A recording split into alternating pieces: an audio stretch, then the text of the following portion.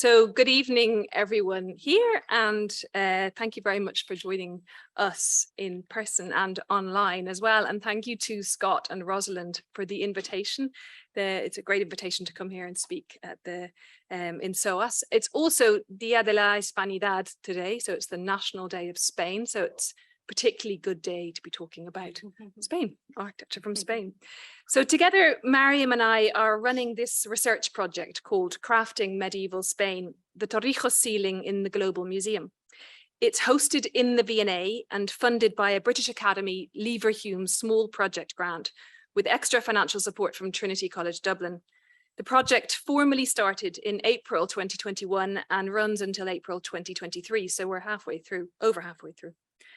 In this lecture, I will introduce the project and say some initial words about why we're doing it.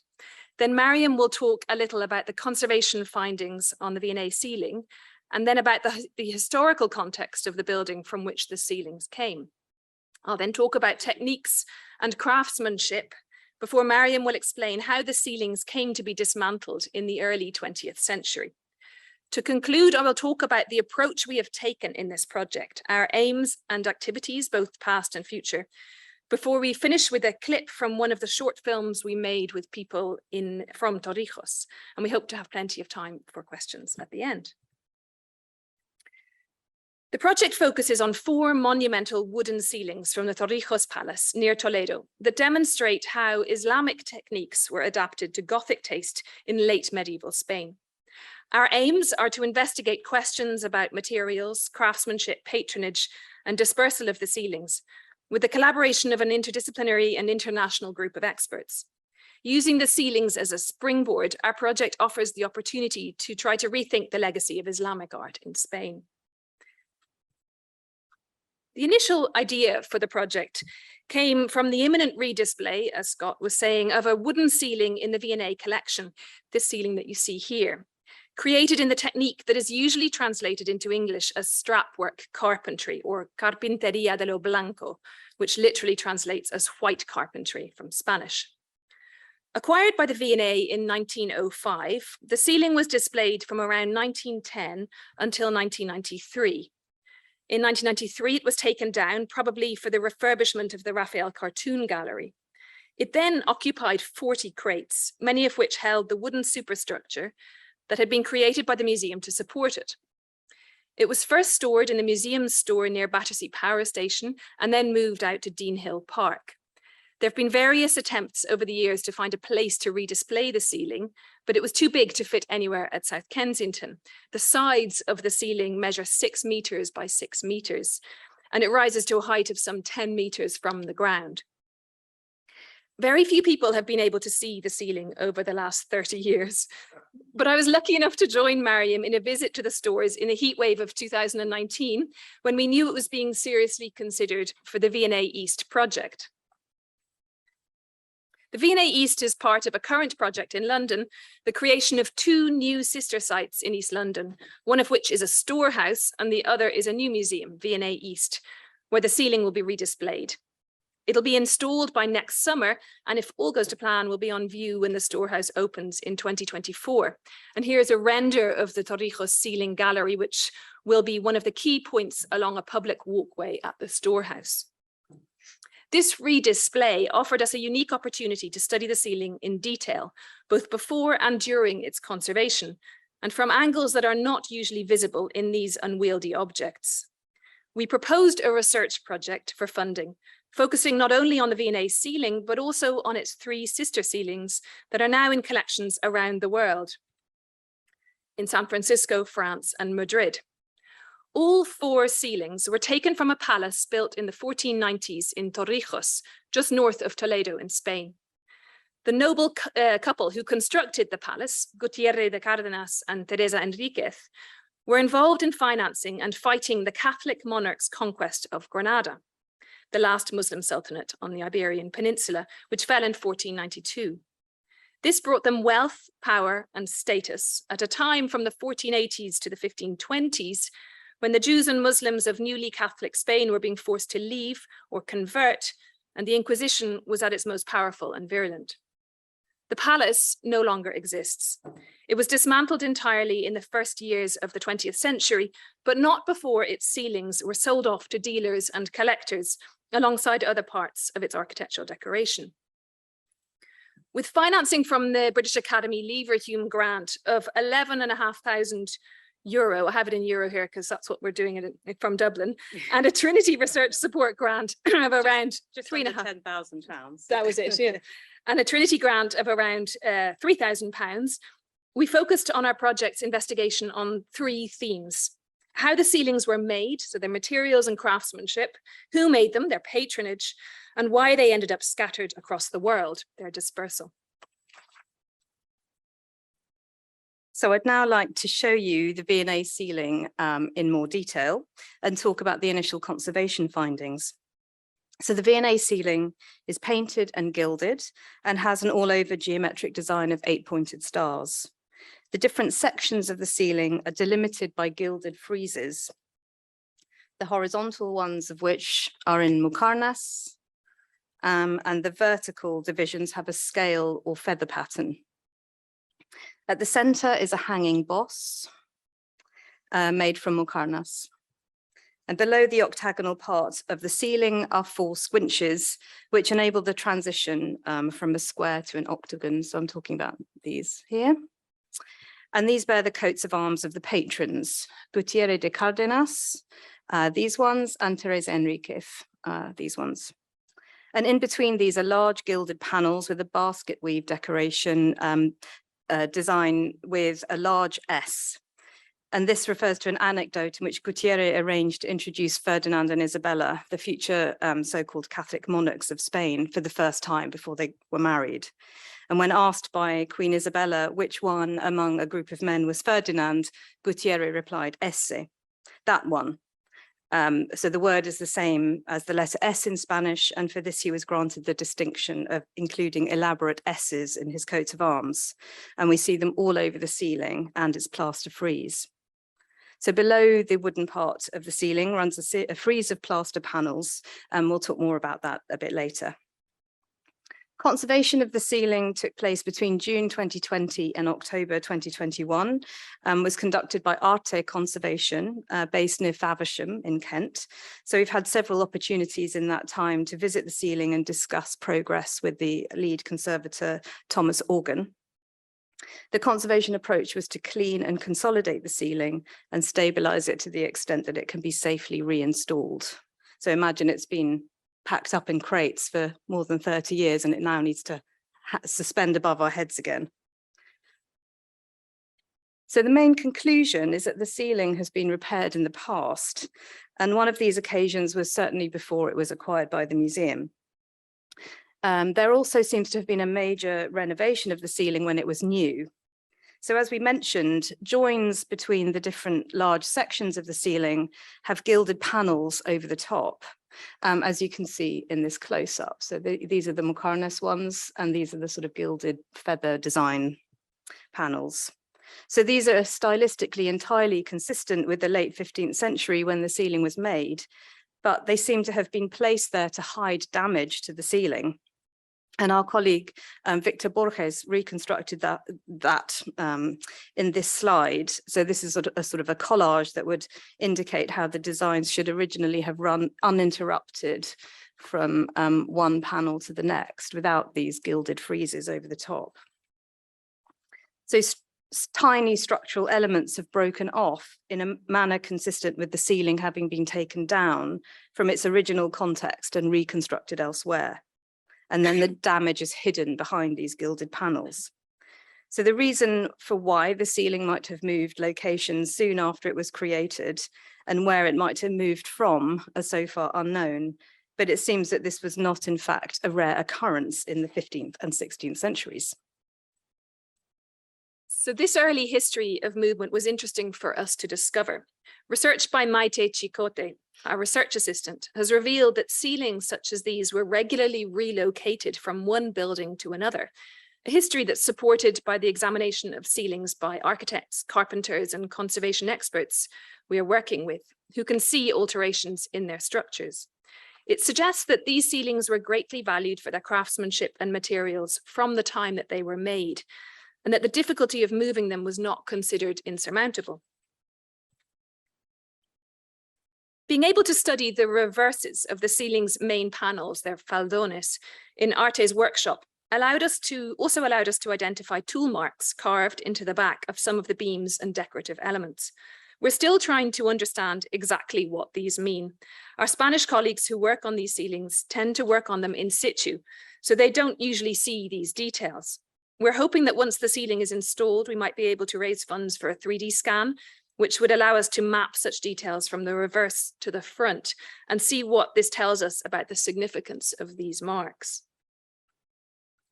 We've taken pigment samples from across the surface of the ceiling, and we're hoping to analyze these at the Instituto de Patrimonio Cultural de España, where they have expertise in studying and analyzing this kind of ceiling. It would also be great if we could do some wood identification analysis, but we have to wait and see whether any pieces might be left over when it's installed that we might be able to use for this, and whether there's any money left in the project pot by that stage. Probably not. Yeah.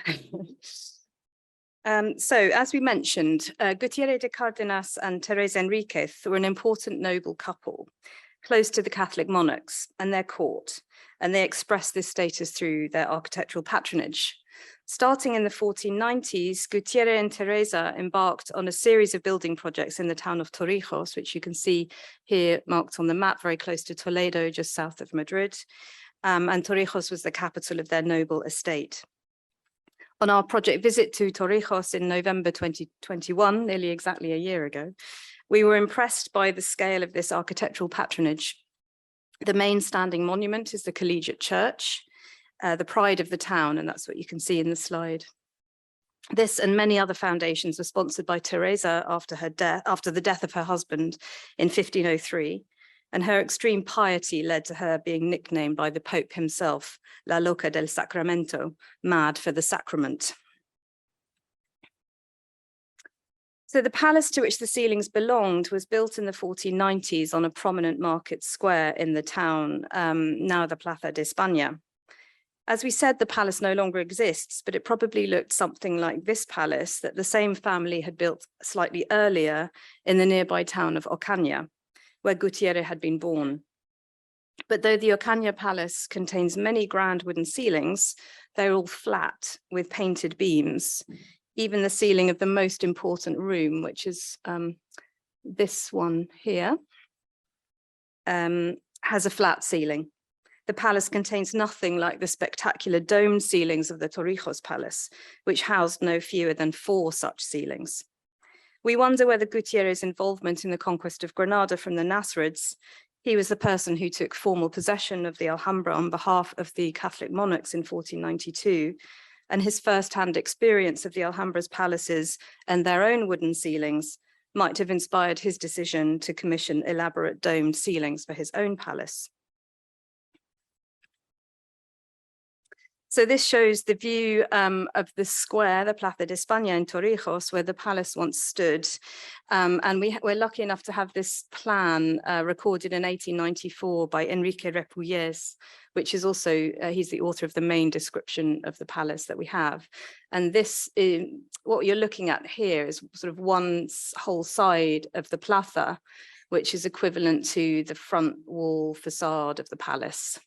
And this road, which goes down here, was punctured through the sort of center of the palace in the early 20th century. So as I mentioned, this article is our most detailed description of what the palace originally looked like, and coupled with the few surviving photographs that show the palace's original elements in situ, we can attempt a partial reconstruction of this now lost palace. Several of its architectural elements also allow us to situate the palace within a wider context of Castilian Palatine architecture that had been developing since the 14th century and was pretty much consolidated by the late 15th century. Gutierrez and Teresa consciously adopted a palatial style that was seen as distinctively Castilian and integrated elements of Islamic craft and aesthetics alongside Gothic and emerging Renaissance styles. The palace was built around a central courtyard, and the ceilings each crowned a corner tower.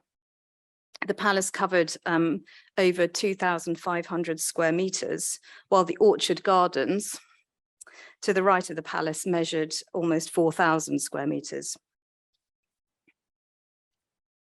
Its portal, impressive example of stone carving that has a stylistic relation with some of the most significant architectural constructions of the day, such as the monastery of San Juan de los Reyes in Toledo, which was being constructed at the same time under the patronage of the Catholic monarchs.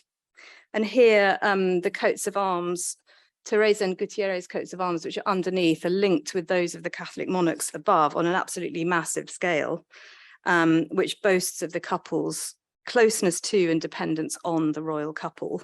And it's useful, I think, to point out that the coats of arms, the Catholic monarchs' coats of arms, include the punctured pomegranate, which was incorporated after the conquest of Granada. So that indicates a date for the palace after 1492.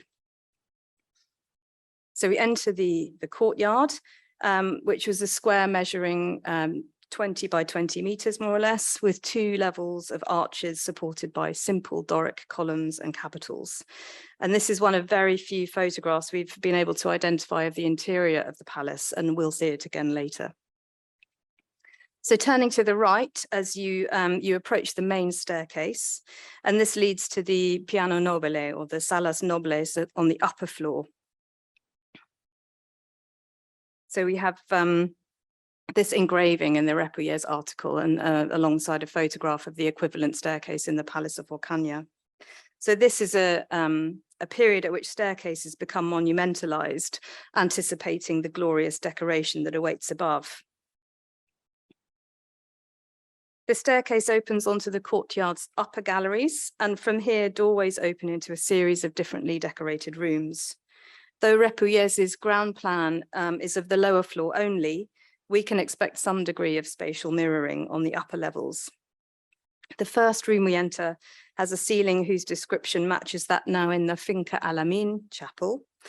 It dates to the early 16th century, and it's indicative of additions to the palace in the decades after its original construction.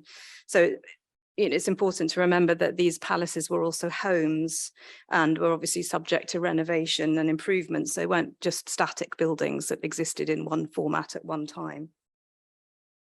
So this room acts as an antechamber for the first of the 4 corner towers, which are each crowned with ceilings. So at the northeast corner of the building, we can locate the ceiling that is now in the museum, the Archaeological Museum in Madrid, thanks to Repouillet's description. And this is also the only one of the ceilings we can identify with a particular function. There's a short description of the palace in the Relaciones Histórico-Geográfico-Estadísticas de los Pueblos de España, written in 1576, a doomsday book-like survey of the regions of the now unified Kingdom of Spain. This mentions, quotes, a very luxurious chapel with an extremely expensive gilded half-orange dome. And this term, half-orange, or media naranja in Spanish, refers to a type of hemispherical dome with a segmented design, the most complex type of ceiling to make, as Anna will discuss later.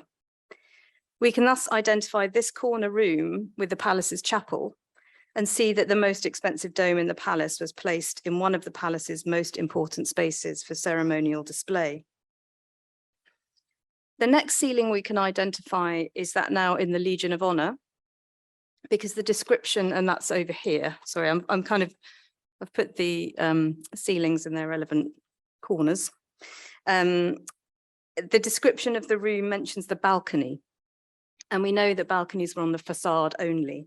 So we can locate the ceiling in the southeast corner of the palace. The description here also mentions elaborate plaster lintels above the doorways and window frames, and we'll see an example of one of those later. So we still have 2 ceilings to place, those in the V&A and in Villandry, but no evidence from our surviving descriptions about where they were located.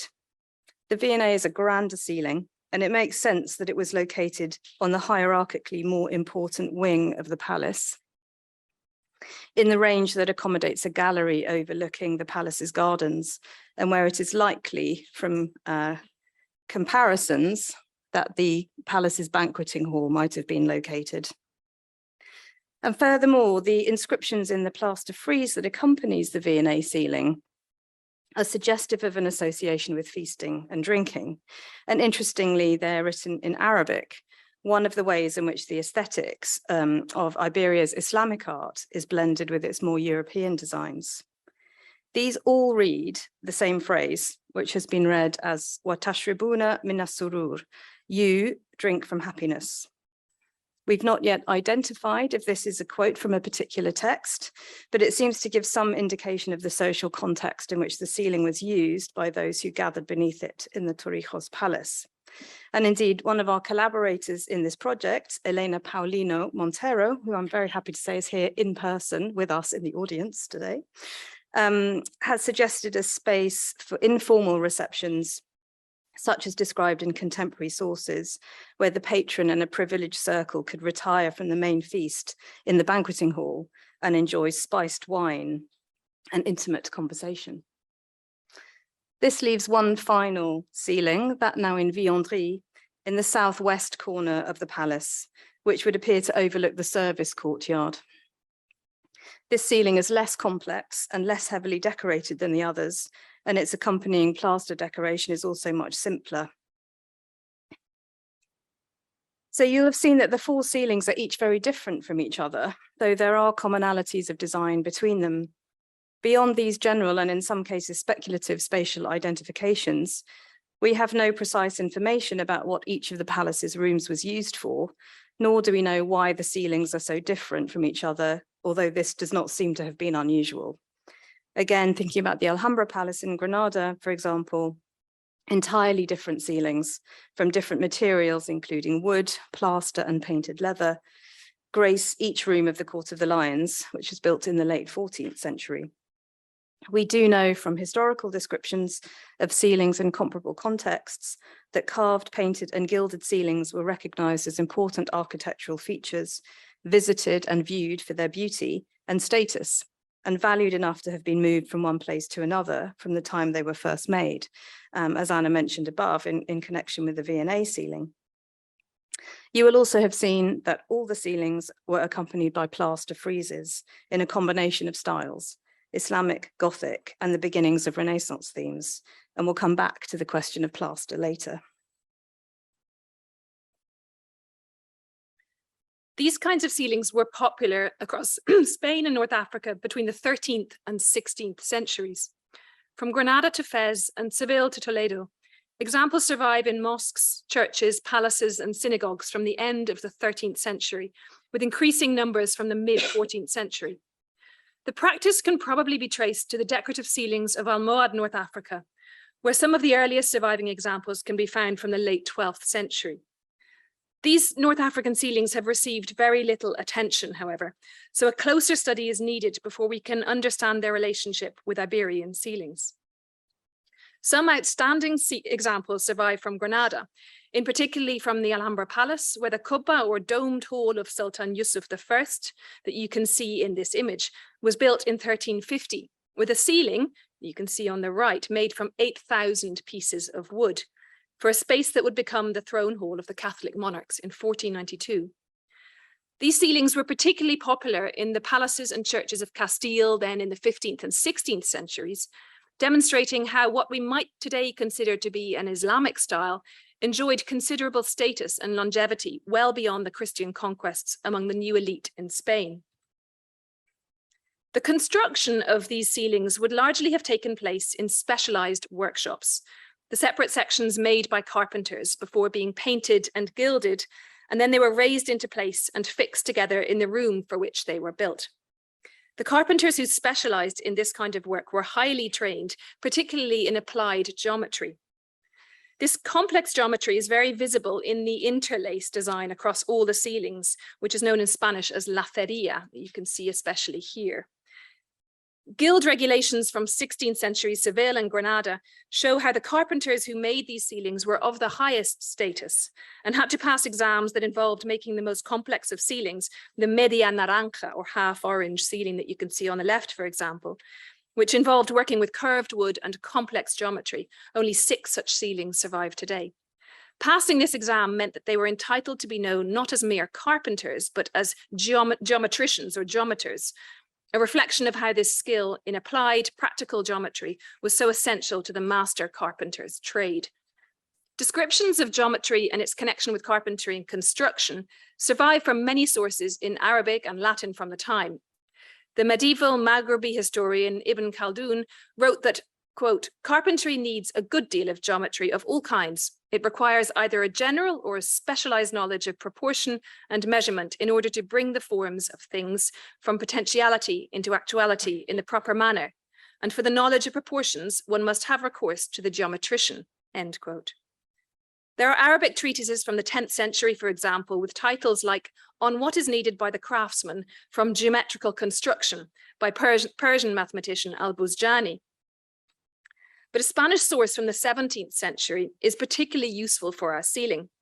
Written by a master builder or al-arife and carpenter, Diego López de Arenas from Seville, his brief compendium of white carpentry and treatise of master builders draws from Arabic sources in its details, language, and diagrams of how to make ceilings such as those made for Torrijos.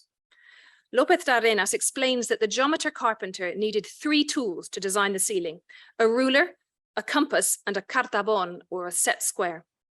In fact, they used a set of 6 cartabones, each fixed at a different angle to measure all the angles in the ceiling. We found this to be correct ourselves. When we made a sample section of our ceiling for a showcase at the British Academy in June, carpenter Paul Rigo, that you can see on the left here, used the cartabones, ruler, and compass to construct this puzzle, a more or less exact replica of a part of one of the sections of the V&A ceiling, in order to demonstrate to members of the public how these ceilings worked. Making it was much harder than it looks, but the result was worth it, as visitors from children to adults could visualize and feel the way the star shape worked, how the wood pieces fitted together, and how the same angles repeated throughout, drawn using the cartabón, were used to make all the pieces. And you can see the joy in his face when he could actually complete it. Back to the ceilings, though, and the story of what happened to them. So Torrijos suffered the ravages of neglect and destruction during the Napoleonic invasions and the expropriation of properties that damaged much of Spain's cultural and architectural heritage in the 19th century. A photograph that survives in the V&A archive, which is a very rare image showing one of the ceilings still in situ in the palace, shows its poor state of conservation with missing elements. You can see some of the gaps here. Broken sections of the plaster frieze, there's a missing section there, and one of the S panels seems to be slipping out of position. When the architect and scholar Enrique Repulles wrote his description of the palace in 1894, he well understood the danger the building was in and advocated emotionally for its protection at the close of his article. With our humble voice, we must draw attention to this notable building that we believe is worthy of the interest of those governments and corporations who say they appreciate the arts and our glorious traditions. This building, with only some work, could be used as a public edifice, an academy, school, or hospice. It could host the town council, the lower court, or other institutions for the general public. If that happened, we would see this palace as it deserves. Otherwise, we fear that its notable works of art will be ruined and will disappear forever. His prediction came true. Only a few years later, in 1902, an anonymous article extolling the beauty of the palace was published in the magazine Por Esos Mundos. The publication acted as a kind of sale catalogue, noting that the owners had put its contents up for sale and describing the kinds of movable furniture and architectural features that a discerning reader might have an eye to purchasing. It quotes Repulles' detailed description of the ceilings at length and notes the convenience of the nearby train station connecting Torrijos to Madrid and Portugal, and thus to the Atlantic coast for shipment overseas. It extolled the low prices of these jewels of such merit and antiquity, and effectively acted as an advertisement for these interiors. Speculators and wealthy collectors gathered to acquire parts of the palace. And this photo of the patio shows the gallery's ceilings already partially dismantled, so you can see daylight coming through up here. And stacked up beams from the ceilings from the corner towers sort of gathered around the edges, and this cart in the foreground standing ready to take it all away. So one of these collectors was Maria Fernandez de Gayon, the Marchioness of Comillas, who bought the palace's great entrance portal that we were able to visit in November last year, here on the left at Finca Alamin. An inscription she erected to commemorate this acquisition indicates that the palace was finally demolished in 1917. Also in the market for bits of the palace were illustrious antiquarians like Platon Paramo, who acquired the plaster lintel visible on the right, as well as other examples of plaster friezes and later 16th century tile panels also from the palace. More famously, Paramo bought the half-orange domed ceiling, and he had a tower built in his hometown of Oropesa to fit the ceiling and to display his pieces from the palace. After his death, his nieces sold the ceiling to the Archaeological Museum in Madrid in 1969 for just over 200,000 euros. So this is the only one of the ceilings to remain on the Iberian Peninsula. And the Archaeological Museum also acquired some of the plaster friezes and tiles from Paramo's collection. Joaquin Carvalho, Charles Deering, and Lionel Harris were the other three men who each acquired one of the palace's ceilings.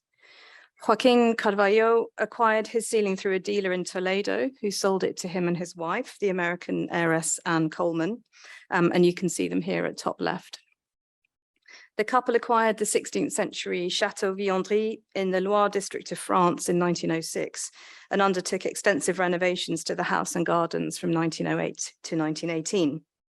They probably bought the Torrijos ceiling shortly after 1906. Joaquin was an avid collector of 17th century Spanish art and may have bought the ceiling during one of his purchasing trips to Spain. The ceiling crowns a room at the end of a long gallery of Spanish paintings. The third ceiling, now in the Museum of the Legion of Honor in San Francisco, was bought by American businessman Charles Deering. The exact date of this purchase is not known, but in 1910, he bought the Palau Maricel in the town of Sitges near Barcelona and remodeled it to house his art collection. The ceiling was installed in the palace's chapel, and its walls were decorated with plasterwork, apparently attempting to evoke the appearance of the original room in the Torrijos Palace. However, in 1921, Deering relocated to Chicago and brought his art collection with him, including the ceiling. This seems to have remained packed into crates until it was donated to the De Young Museum in San Francisco by his daughters in 1946, perhaps because of the widespread taste for Spanish colonial architectural styles in California in the early part of the 20th century. Papers on this theme and on this ceiling were presented at the workshop that we organized in Madrid last November by Sandra Williams, a PhD student at the University of Michigan, and by Thomas Wu, assistant curator at the Fine Arts Museum of San Francisco. And Thomas has since written a detailed blog about the San Francisco ceiling for our blog series. The only ceiling to pass directly into a public institution was the one which was bought by the V&A in 1905. This was bought from Lionel Harris and Company, proprietors of the Spanish Art Gallery, a company dealing in antiquities based in London and Madrid. The V&A was a regular client of the Spanish Art Gallery from 1892 to 1948. It was purchased for what was then considered the astronomical price of £480. The first correspondence about the ceiling that survives in the V&A archives dates from the 20th of May, 1904, at which point it is clear that the ceiling was still in situ. But further correspondence in the V&A file indicates that by July, the ceiling had been taken down. In the initial letter, Harris undertakes to have the ceiling, which he refers to as the Arab roof, restored so that it would be received by the museum in perfect condition. The letter also mentions the plaster dado, which, quotes, cannot be had, as in taking it off, it falls to bits. Some pieces, however, which could be saved, sufficient for you to copy from, would be included. That is, some sections could be salvaged so that plaster molds and eventually casts could be made to reproduce the complete original frieze. And this is indeed what happened, as the V&A collections today hold 4 sections of the original frieze. We'll see a photo of those in a moment. and the plaster frieze, which sits below the ceiling, is a cast. The museum documentation indicates that, quote, 6 panels plaster casts were received when the ceiling was delivered to the museum, though 5 of them arrived broken. This seems to imply that Lionel Harris arranged for plaster casts to be made before the delivery of the ceiling to the museum. However, studying these casts during the recent conservation project has revealed indications of the involvement of the V&A workshops in the form of signatures penciled onto the back of some of them, which are not very easy to read, but this one says Bill Leggett, Foreman. And this one cast by C. Stopes on April 1st, 1910. Which is one of the ways we have of dating its installation in the V&A to around 1910. So it seems that further repairs were deemed necessary when the ceiling eventually arrived on site, meaning that it took a few more years for it to go back out on go out on display. So 3 of these original sections of plaster frieze were given to the V&A by Lionel Harris in 1909. So 5 years after the Spanish Art Gallery acquired the ceiling and brought it to London. So it's possible that in the course of their work as antiquities dealers, they came across more pieces of the ceiling's original frieze, which they then donated. There are other indications that plaster frieze panels from the Torrijos Palace were circulating on the art market, even decades after the palace's demolition, and they still turn up. Although the understanding of the association with Torrijos has been lost. So a few years ago, I photographed this panel, sorry for the terrible photo, proudly displayed as Nasrid in the David collection in Copenhagen, acquired by them in 1978. And work I've been doing recently on the Fitzwilliams collection of Islamic art in Cambridge has turned up another piece, which was given to them by none other than Lionel Harris in 1911. And by posting about this on our project Instagram channel, Munya Shakab Abudaya of the Museum of Islamic Art in Doha got in touch to say that they had one too, which they had thought was a 19th century plaster cast from the Alhambra. And in fact, just last week, she wrote to me to say she'd found another one. So, and when Anna and I go to Toledo tomorrow, we'll see plaster work from the Torrijos Palace that is now in the Museo Santa Cruz that was acquired by them in 1973. And we don't yet have any more details of what the designs are of this plaster work or the circumstances of its acquisition, but we look forward to making new discoveries. So the more plaster panels we find has made us realize that wherever they have an Arabic inscription, in all cases, it is the same inscription, a single short phrase constantly repeated that has now been fully read, again, thanks to Instagram, by Peter Tamas Naj. And the fact that it is legible Arabic is telling, but it was obviously sufficient for the palace's patrons and for their dining and drinking guests just to have the presence of Arabic text represented through one short phrase constantly repeated. So these surviving plaster panels are very intriguing, and we're now planning analysis of the plaster and the pigments, at least in the collections accessible to us, to compare them with what we already know of the plaster work made in contemporary parts of Spain under Islamic rule, particularly Nasrid, Granada. But to conclude our presentation, I want to tell you a little bit about how we've organized our project, our aims and activities. We knew we needed to engage expertise from across the disciplinary and geographical spectrum if we were to really try to understand and communicate the history of these ceilings to a wider audience. With the help of our research assistant, Maite, you can see her here, she's misnamed in her own Zoom, we connected with the project partners who had worked with the ceilings such as these, including conservators, carpenters, architects and curators, and those who had expertise in their historical context, patronage, and in their more recent dispersal. In April 21, we held our first workshop with pre-circulated film and images. It was all online, live feed from the conservation workshop and a simultaneous Zoom with Spain, America, Germany, Ireland, and the UK was what it took in COVID to hold this workshop. Okay. But construction and conservation were really the main focus at this point. In November 2021, we held a 2-day conference in Madrid in the museum, the Archaeological Museum in Madrid, followed by a 2-day tour of Torrijos and the area. This hybrid conference, including invited participants in the room in the Museo Arqueológico, as well as virtual participants in the US, was the first time we'd met colleagues from Torrijos Council and from the Association of the Friends of Torrijos, an historical group, local historical group to the town with great knowledge and expertise. Talks were in a mix of Spanish and English and all were filmed for our records. The following 2 days led us on a hunt to view the dispersed pieces of the palace, to Oropesa to see the plaster, to Alamin to see the portal, to Ocaña for more ceilings, and of course to Torrijos. We recorded the ceilings and palaces we visited and filmed our interviews with local specialists and authorities. We've thought hard about how to communicate this work to a wide range of audiences and explored different methods to do so, from the general public to the academic expert. Our research associate Maite participated in local historical and cultural conferences where she represented the project, and she's written a synopsis of our activities in Spanish for a local publication. We've used our V&A hosted research website and dedicated social media Instagram account to reach a more global audience. Instagram has allowed us to advertise our activities, but also to connect unexpectedly, as Mariam said, with scholars and practitioners from across the world whose input has been useful and encouraging. Our V&A webpage has regular blog posts from invited participants.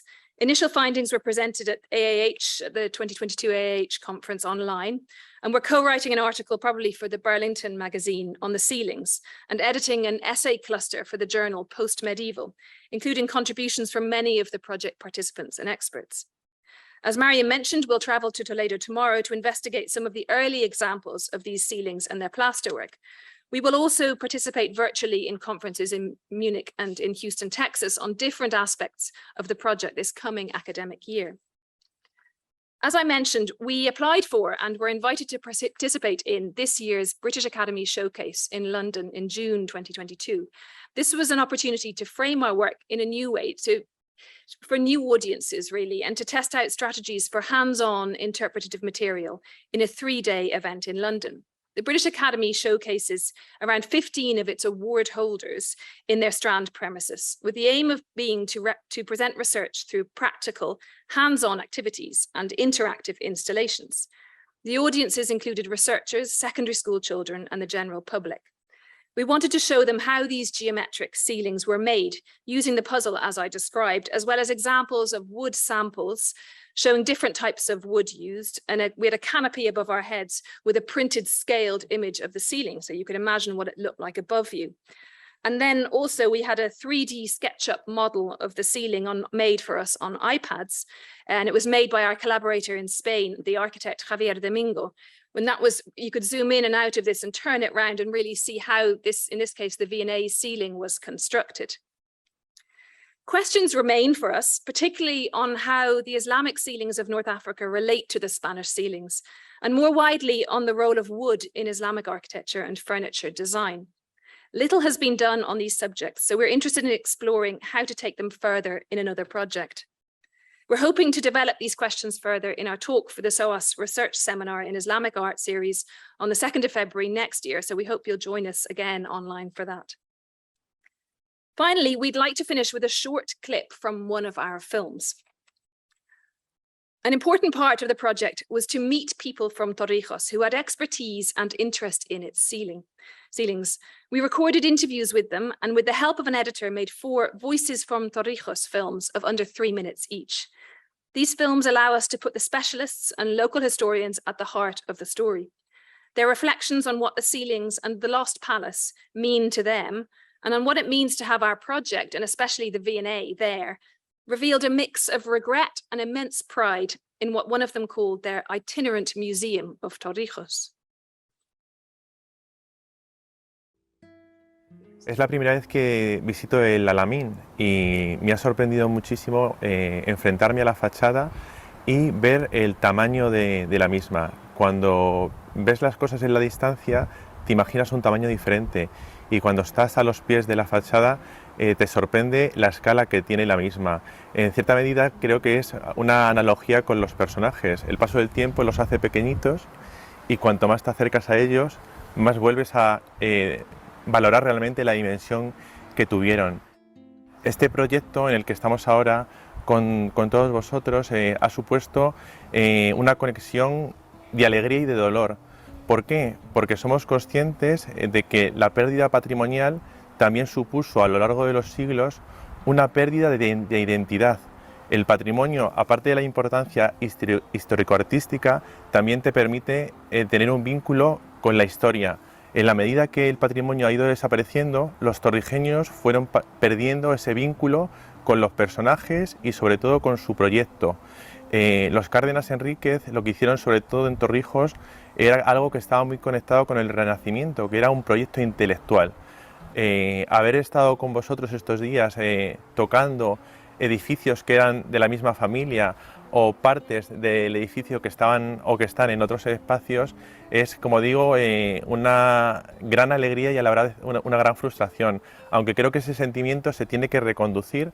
No hay que frustrarse, sino sentir orgullo de que las diferentes piezas están visitables en diferentes espacios, y lo que sí como institución nos parece muy importante es que eso en cierta medida sea un museo global, es decir, que podamos visitar todas las piezas que existen, toda la exposición casi itinerante, podríamos decir, y siempre volver a hacer valor de que realmente la exposición más importante de los Cárdenas Enríquez sigue estando en Torrijos.